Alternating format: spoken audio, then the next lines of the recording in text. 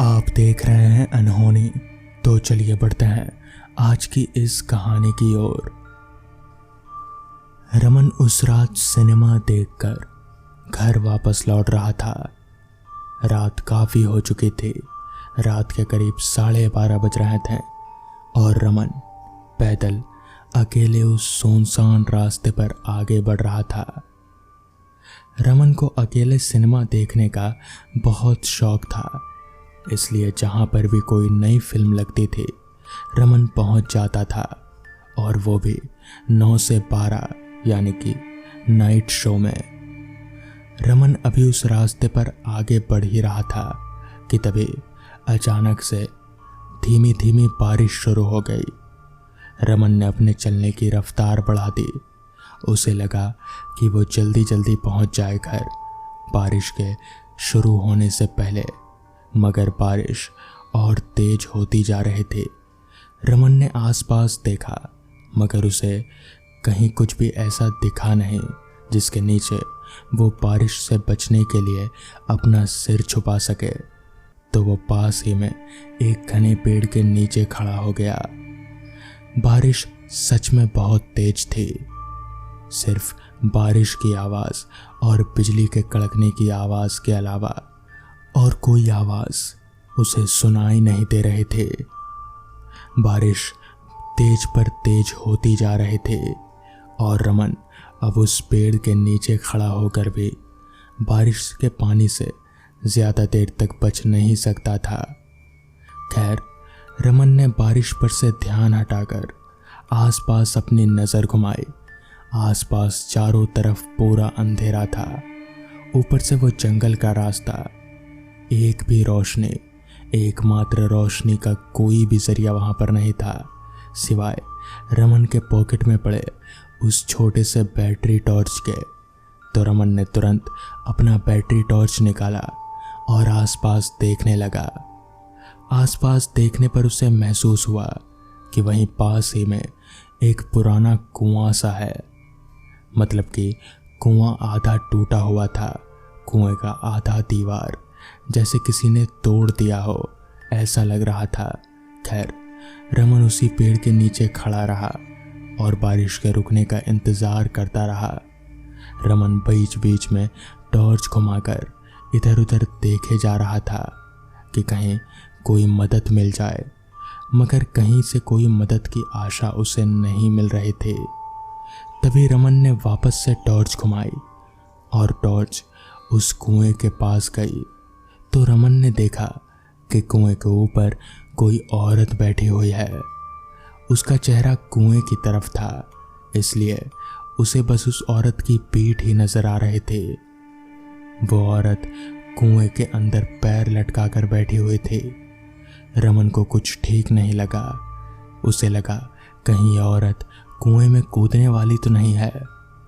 रमन धीरे धीरे बारिश से बच बचाकर उस औरत के पास जाने लगा।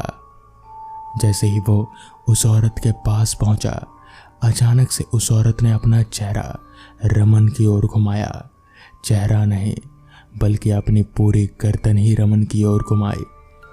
रमन उसे ऐसा करता देख डर से उसके पैर थर थर कांपने लगे।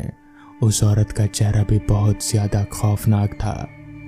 रमन ने देखा कि वह औरत बहुत ही डरावनी हंसी हंस रही है। तभी रमन ने ज़ोर ज़ोर से हनुमान चालीसा का पाठ करना शुरू कर दिया और उसके ऐसा करते ही उस औरत ने धड़ाम से कुएं में छलांग लगा दी। मगर कुएं में गिरने की आवाज़, यानी कि पानी में उस औरत के गिरने की कोई आवाज़ नहीं हुई। मगर रमन के अंदर अब इतनी हिम्मत नहीं बची थी कि वो कुएं में झांक कर देख सके, इसलिए उसने तुरंत ही भागना शुरू कर दिया और वो भागते भागते अपने घर पहुंचा। मगर वो सब क्या था ये आज तक रमन को कभी पता नहीं चल पाया। तो दोस्तों, ये थी आज की कहानियाँ। साल 2005, दिन रविवार। हमारी कार हाईवे पर हवा से बातें कर रही थी। कार में सिर्फ मैं और विक्रम थे। विक्रम मेरे बचपन का दोस्त है। हालांकि मेरे बहुत से दोस्त हैं, मगर कौन किधर है पता नहीं। एक विक्रम ही है जो फिलहाल मेरे कांटेक्ट में है। फिलहाल हम दोनों किसी हिल स्टेशन की तलाश में निकले हैं। हिल स्टेशन जाने का हमारा एक ही मकसद था, शांति और सुकून। कार विक्रम चला रहा था। सूरज ढल चुका था, मगर थोड़ी थोड़ी रोशनी फिजा में अभी भी थी। इतने में ही कार चला रहे विक्रम ने गाड़ी के स्पीकर का वॉल्यूम कम करते हुए कहा, भाई वैसे हम लोग जा कहाँ रहे हैं? अभी तक तूने बताया नहीं मुझे। इस पर मैं बोला, तू बस गाड़ी चलाता जा, सब पता चल जाएगा। मैंने ये बोलकर विक्रम को टाल तो दिया था, लेकिन असल में मुझे भी पता नहीं था कि जाना कहाँ है। मैं तो ये सोचकर निकला था कि सिर्फ सफर के मजे लेंगे और जब थक जाएंगे तब किसी होटल में रुकेंगे। खैर, अब तक पूरी तरह से अंधेरा हो चुका था और रास्ते पर रोशनी का एकमात्र जरिया कार की हेडलाइट थी। ऊपर से पहाड़ी इलाका होने की वजह से रास्ते पर थोड़ा थोड़ा कोहरा भी था। पहाड़ों की ठंडक और ताजी हवा आखिर जिस चीज के लिए हम दोनों इतनी दूर आए थे वो मिल ही गया। ऐसे ही कुछ घंटे ड्राइव करने के बाद रात हो गई। तभी विक्रम बोला, यार कहीं रुककर खाना वाना खा लेते हैं, फिर चलेंगे। भूख तो मुझे भी बहुत तेज लगी थी, इसलिए मैंने भी सहमति जता दी। जिसके बाद रात का खाना खाने के लिए हम लोग एक ढाबे पर रुके। मैं जैसे ही गाड़ी से उतरा कि एक ठंडी हवा के झोंके ने शरीर के अंदर हड्डियों को भी कंपकपा दिया। खैर, हम दोनों ने ढाबे पर खाना खाया और खाना पीना हो जाने के बाद गाड़ी लेकर वापस आगे बढ़ने लगे। चूंकि विक्रम काफी देर से ड्राइव कर रहा था, इसलिए गाड़ी की स्टीयरिंग अब मेरे हाथों में थी। रात के उस काले अंधेरे में रास्ते पर हमारी कार के अलावा अब कोई गाड़ी नजर नहीं आ रही थी। ऐसा लग रहा था जैसे किसी ने पूरे फिजा को काली चादर से ढक दिया हो। सुनसान रास्ते पर हमारी कार अभी आगे बढ़ ही रही थी कि तभी विक्रम बोला, यार यहाँ कुछ अजीब नहीं है? मतलब एक भी गाड़ी नहीं है और इतना अंधेरा। शायद विक्रम के ये बोलने की ही देरी थी कि तभी तेजी से रास्ते पर दौड़ती हमारी कार झटके खाकर अचानक ही बंद पड़ गई। मैंने गाड़ी रीस्टार्ट करने की कोशिश भी की, मगर कार किसी बिगड़ैल बच्चे की तरह स्टार्ट ना होने की जिद पर अड़ी रही। लिहाजा मैं और विक्रम हम दोनों गाड़ी से बाहर निकले और बोनट खोलकर इंजन की जांच करने लगे। मगर इंजन में तो सब कुछ ठीक ही दिख रहा था। जब बहुत ढूंढने के बाद भी इंजन में कोई फॉल्ट नहीं मिला तो मैंने बोला, यार अब क्या करना है? इस पर विक्रम बोला, अब क्या, यहाँ इस जंगल में थोड़ी कोई मैकेनिक मिलेगा। अब बैठो किसी अपनी बात पूरी किए बिना ही विक्रम रुक गया और मेरे पीछे गौर से कुछ देखने लगा। मैं पीछे मुड़ा तो विक्रम की तरह ही मेरी भी आंखें फटी की फटी रह गईं, क्योंकि मेरे पीछे रास्ते के किनारे झाड़ियों में किसी की आंखें चमक रही थीं। अंधेरे में उन पीली आंखों को चमकता देख हम समझ गए कि वो एक शियार है और यकीनन यहाँ उसका झुंड भी होगा। यही सोचकर डर से मैं और विक्रम वापस गाड़ी में आकर बैठ गए। अब हम लोग बुरी तरह से फंस चुके थे, क्योंकि ना तो उस रास्ते से एक भी गाड़ी गुजर रही थी और ना ही हमारी कार स्टार्ट हो रही थी। ऊपर से जंगली जानवरों का खौफ। अभी हम दोनों यहाँ से निकलने का कोई तरीका सोच ही रहे थे कि तभी मेरे पास वाली खिड़की के कांच पर किसी ने दस्तक दिया। हैरान निगाहों से मैंने विंडो की ओर देखा तो एक आदमी हाथ में लालटेन लिए खड़ा था। मैंने विंडो को थोड़ा सा नीचे किया ताकि उसकी आवाज हम तक पहुंच सके। शीशा गिराते ही वो आदमी बोला, साहब मैं किशोर पास के गांव में ही रहता हूँ, आपको कोई मदद चाहिए क्या? हम दोनों ने सोचा इससे बात की जाए, शायद ये कोई मदद कर सके। लिहाजा मैंने खिड़की का शीशा गिराते हुए कहा, भाई साहब वो क्या है ना, हमारी गाड़ी खराब हो गई है और यहाँ से कोई गाड़ी भी नहीं गुजर रही, समझ नहीं आ रहा आप क्या करें। इस पर किशोर बोला, इस रास्ते से रात में कोई गाड़ी नहीं गुजरती साहब, एक काम करिए आप लोग मेरे गांव चलिए, कल सुबह कुछ किया जाएगा। साहब ये इलाका ठीक नहीं है। डर तो हमें भी बहुत लग रहा था, लिहाजा हम दोनों किशोर के साथ जाने के लिए राजी हो गए। जिसके बाद हमने गाड़ी के सभी दरवाजों को अच्छे से लॉक किया और किशोर के साथ चल पड़े। किशोर के पीछे पीछे जंगलों के भीतर हम आगे बढ़े जा रहे थे। तभी मैंने किशोर से पूछा, किशोर तुम कुछ बोल रहे थे कि यहाँ रात में कोई गाड़ी नहीं गुजरती, पर क्यों? इस पर किशोर बोला, वो क्या है ना साहब, यहाँ जंगली जानवरों का बड़ा आतंक है। दिन में तो फिर भी 1-2 गाड़ियाँ गुजरती हैं, मगर रात में कोई नहीं गुजरता। फिर मैंने बोला, अच्छा पर तुम यहाँ रात में, तुमको डर नहीं लगता? इस पर किशोर बोला, हमें कैसा डर, हम गांव के लोग हैं ना, हमें पता है कि जंगली जानवरों से कैसे मुकाबला करना है। कुछ देर चलने के बाद कोई गांव तो नहीं, मगर हाँ एक बड़ा सा घर दिखा। घर की हालत किसी सूखे हुए लकड़ी की तरह थी। दीवारों में मोटी मोटी दरारें पड़ चुकी थीं। तभी किशोर उस घर के दरवाजे पर रुकते हुए बोला, साहब आज रात आप लोग यहीं रुक जाइए। इस पर मैंने बोला, पर तुमने तो बताया था कि कोई गांव है। तो किशोर बोला, गांव है पर थोड़ा आगे। गांव में कहाँ रहिएगा आप, यहीं रुकिए, ठीक रहेगा। मैंने और विक्रम ने सोचा रात भर रुक जाते हैं, वैसे भी खाली सड़क पर रुकने से तो 4 दीवारी के अंदर रहना ही बेहतर रहेगा। जिसके बाद किशोर ने घर का ताला खोला और हम तीनों घर के अंदर दाखिल हुए। अंदर से घर की हालत और भी ज्यादा खराब थी। धूल की एक मोटी चादर चारों तरफ पसरी हुई थी। खैर किशोर हमें एक कमरे में ले गया जहां एक पलंग पर बिस्तर लगा हुआ था। उसने बिस्तर पर फैले धूल को थोड़ा बहुत झाड़ दिया और अपनी लालटेन को वहीं जमीन पर रखते हुए बोला, आप दोनों यहीं सो जाइए, मैं बाहर हूँ, कोई ज़रूरत पड़े तो बाहर आकर मुझे बोलिएगा। इतना बोलकर किशोर उस कमरे से निकल गया।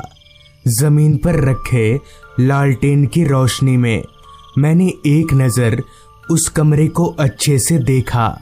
कमरे में एक दीवार पर एक छोटा सा फोटो फ्रेम था। मैंने लालटेन को जमीन पर से उठाकर अपने हाथों में लिया और चलकर उस फोटो फ्रेम के पास गया। फोटो फ्रेम किशोर की थी, मगर उसके साथ फोटो में एक औरत और एक बच्चा था। खैर मैंने लालटेन को वापस से जमीन पर रख दिया और हम दोनों उसी पलंग पर लेट गए। लेटने के साथ ही साथ मेरी आंख लग गई।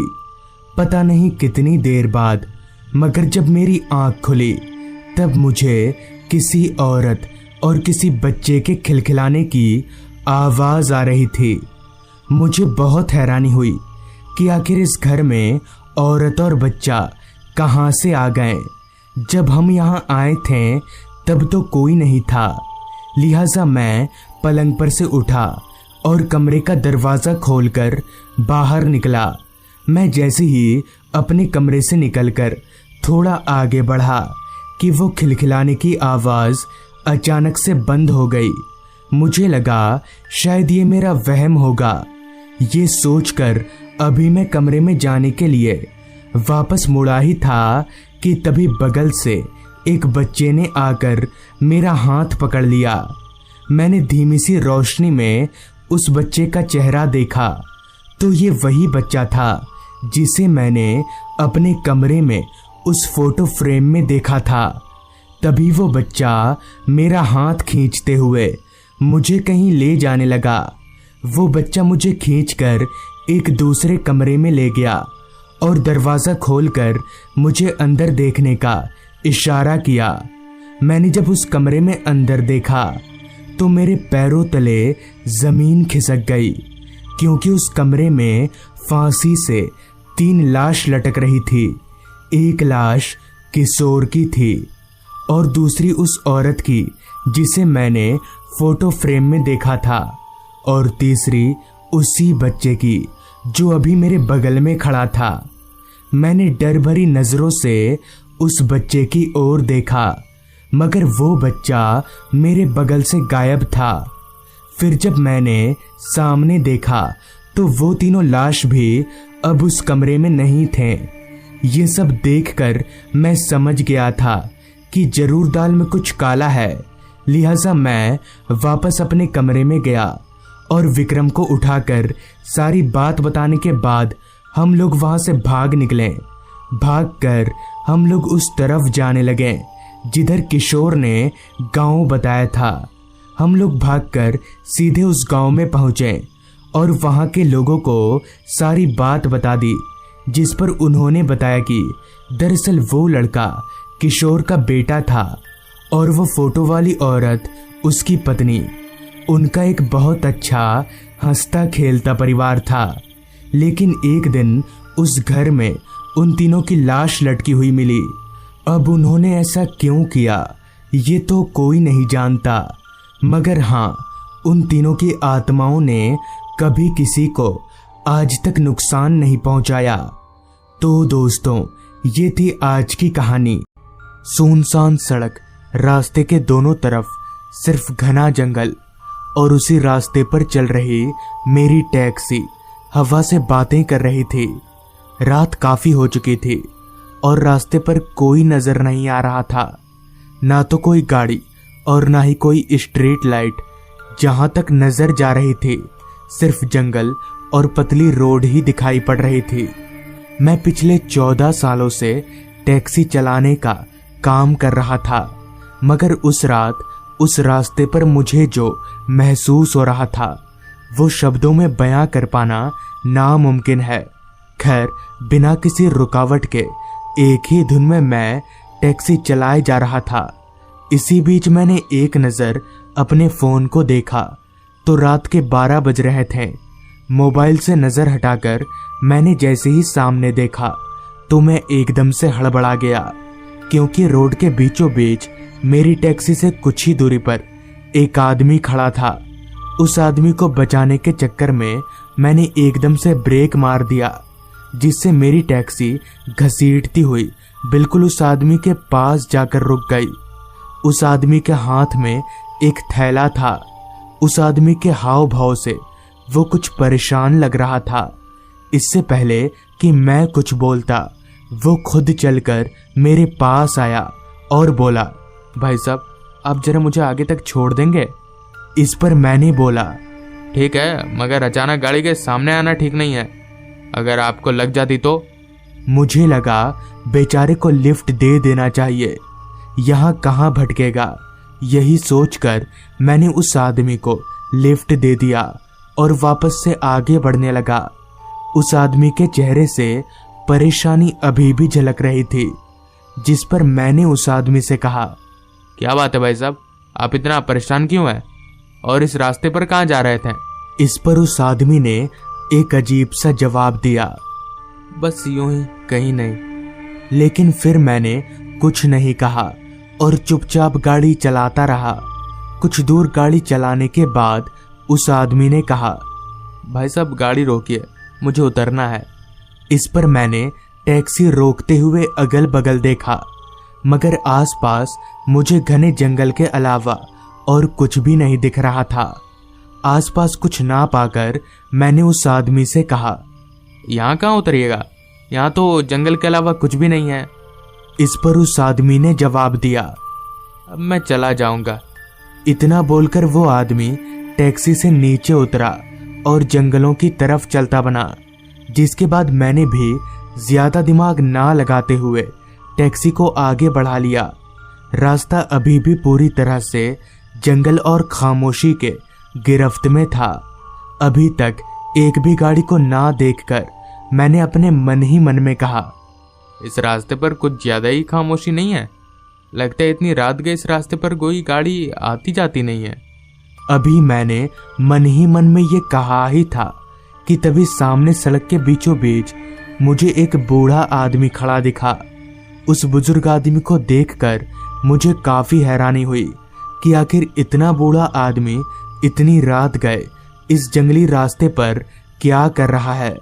अभी मैं ये सोच ही रहा था कि तभी वो बुजुर्ग आदमी जोर जोर से रोने लगा।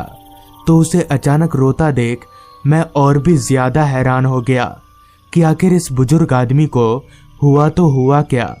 उस बुजुर्ग आदमी को रोता देख मुझसे रहा नहीं गया और मैं अपनी टैक्सी रोककर उस बुजुर्ग आदमी से बात करने की कोशिश करने लगा। मगर वो बुजुर्ग आदमी मेरे सवालों का जवाब देने के बजाय बस रोए जा रहा था। उस बुजुर्ग आदमी की हर एक सिसकारी मेरे कानों में चुभ रही थी। लिहाजा मैं टैक्सी से नीचे उतरा और उस बुजुर्ग आदमी की तरफ बढ़ते हुए कहा, क्या हुआ आपको? यहाँ से रो क्यों रहे हैं? इस पर उस बुजुर्ग आदमी ने कुछ बोले बगैर अपना रोना बंद कर दिया। मैंने दोबारा पूछा, क्या बात है चाचा, मुझे बताइए तो मैं शायद आपकी कुछ मदद कर सकूं। मेरे इतना बोलते ही उस बुजुर्ग आदमी ने अपना चेहरा मेरी तरफ घुमाया। तो उस बुजुर्ग आदमी के चेहरे को देखकर मेरे होश उड़ गए, क्योंकि उस बुजुर्ग आदमी का चेहरा पूरी तरह से सफेद था और उसके मुंह से खून भी टपक रहा था। ये देखकर अभी मैं डर से कांप ही रहा था कि तभी तब से रो रहे उस बुजुर्ग आदमी ने जोर जोर से हंसना शुरू कर दिया।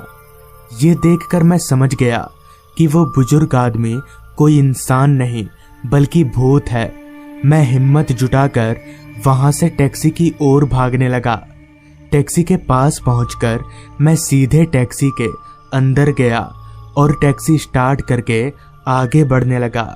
मैं अभी भी बहुत डरा हुआ था, इस कदर कि स्टीयरिंग पर मेरे हाथ लगातार कांप रहे थे। मुझे लगा कि अब खतरा टल चुका है, मगर मैं गलत था। थोड़ा आगे जाते ही मुझे टैक्सी के पीछे से कुछ आवाज आने लगी, जैसे कोई किसी चीज को टैक्सी के बॉडी में पटक रहा हो, जिससे मैं और भी ज्यादा डर गया कि भला चलती टैक्सी में ऐसा कैसे हो सकता है। अभी मैं ये सोचकर परेशान हो ही रहा था कि तभी वो बुजुर्ग आदमी टैक्सी के साथ साथ हवा में उड़ते हुए टैक्सी के साथ साथ चलने लगा। ये देखकर मेरा कांपता शरीर और जोर जोर से कांपने लगा। मुझे समझ नहीं आ रहा था कि अब मैं क्या करूं। मुझे ये भी पता नहीं था कि अब मैं बच भी पाऊंगा कि नहीं, कि तभी मुझे रास्ते के किनारे एक मंदिर दिखा। तो उस मंदिर को देखकर मेरी जान में थोड़ी जान आई, जिसके बाद मैंने टैक्सी को ठीक उस मंदिर के पास रोका और टैक्सी से उतरकर भागता हुआ उस मंदिर में चला गया और पूरी रात मंदिर में ही गुजारी। मेरे मंदिर में जाते ही वो भूत हवा में धुआं हो गया। तो दोस्तों, ये थी आज की कहानी। अगर आपको ये कहानी पसंद आई हो तो चैनल को जरूर सब्सक्राइब कर लें। तो मैं आपका दोस्त आर्यन जल्द ही मिलूंगा आपसे ऐसी ही एक कहानी के साथ।